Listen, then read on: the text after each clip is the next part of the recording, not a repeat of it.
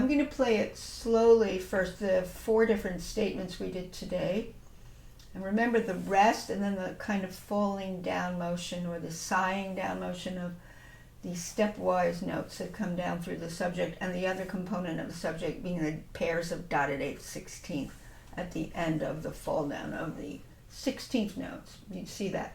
So that's stated 4 times with that rhythm attached to it. The rest of the piece has strands of 16th notes that will be interesting to bring out because they will, by where they're written and what range of the piano and their motion, their 16th flow, you will be attracted to wanting to bring them out. It's almost organic to the piece. And sometimes he takes a piece of flow of 16ths, just part of it, and uses it. So you take fragments of an idea and use it. He does that all the time in his bigger forms, Bach does. So let's see what we learned today with the 4 statements, and we separate handed on those. So we had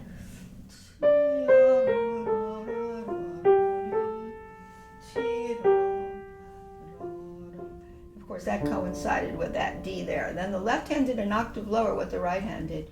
And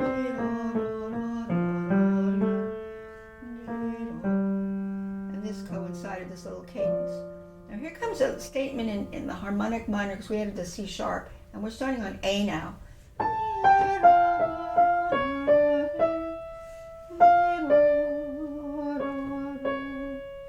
The next statement is in the left hand without the C sharp. It's almost like we just heard just now, but he does not have a C sharp. C natural.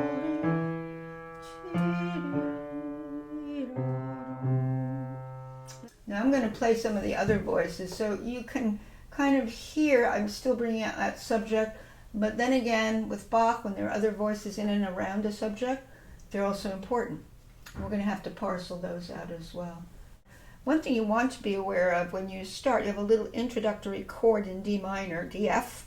You don't need DFA to have a tonic. You can just have the D and the F, and that's already spelling out the first chord of the key of D minor. And he goes to the dominant. Left hand has a dominant. And he resolves, and now it comes out of that and does it again. He resolves it now. The C sharp now is harmonic minor. And then under voice, upper voice, under voice. Subject to the left hand with the C natural. C, E, A minor, A minor.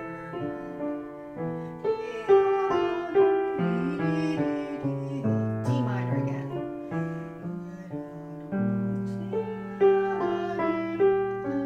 Answer.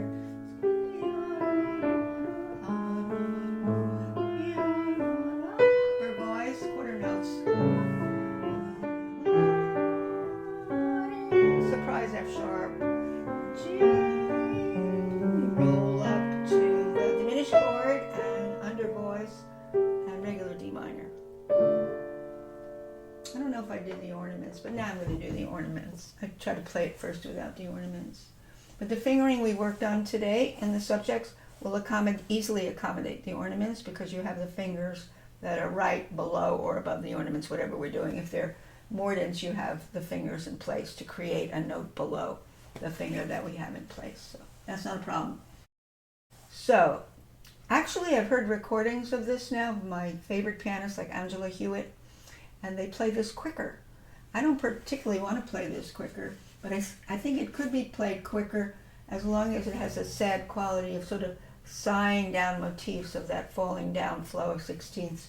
But later in the piece you're going to hear places you might want to bring out. I'll just give you an example where there's no more falling down 16th plus pairs of dotted A/16th. They may be just 16th. I'll give an example of that. An interesting place to bring out as well. In measure 6, and I'm just taking snatches out of this. Measure 6, you hear this long line of 16ths here.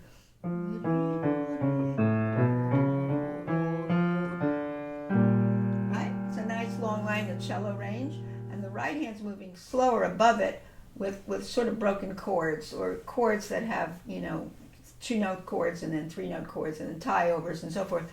But that would come out. When you hear me play it through, you'll hear what I'm bringing out. And then he has, again, pieces of the subject where he does things like this. So